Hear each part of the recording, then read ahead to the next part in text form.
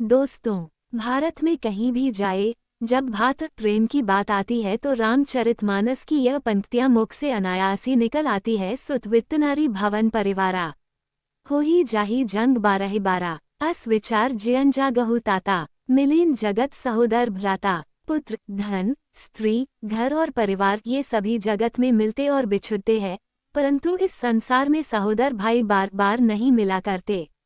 ये प्रसंग तब का है जब लंका में रावण पुत्र मेघनाद के द्वारा लक्ष्मण को शक्ति लगी थी।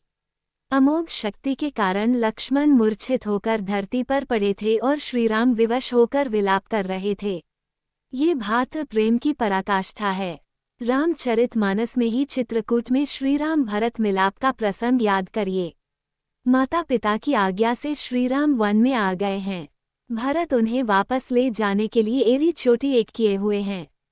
भरत नाना प्रकार के तर्कों के साथ बड़े भाई श्रीराम को अयोध्या वापस लौट चलने का आग्रह करते हैं, परंतु जब वे अपने बड़े भाई श्रीराम को वापस लाने में असमर्थ हो जाते हैं तब थक हारकर श्रीराम का चरण पादुका ही लेकर वापस लौट जाते हैं। इतना ही नहीं, भरत भी बड़े भाई श्रीराम की तरह राजधानी से दूर नंदीग्राम में कुटिया बनाकर सन्यासी जीवन व्यतीत करते हैं।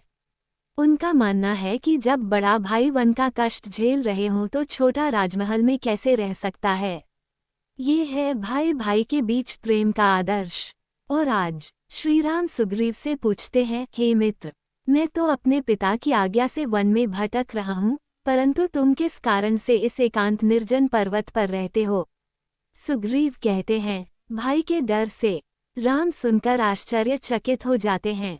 भाई के डर से। सुग्रीव बताते हैं, इस सब के मूल में सत्ता, राज, धन, दौलत है, जो भाई को भाई का जानी दुश्मन बना देता है।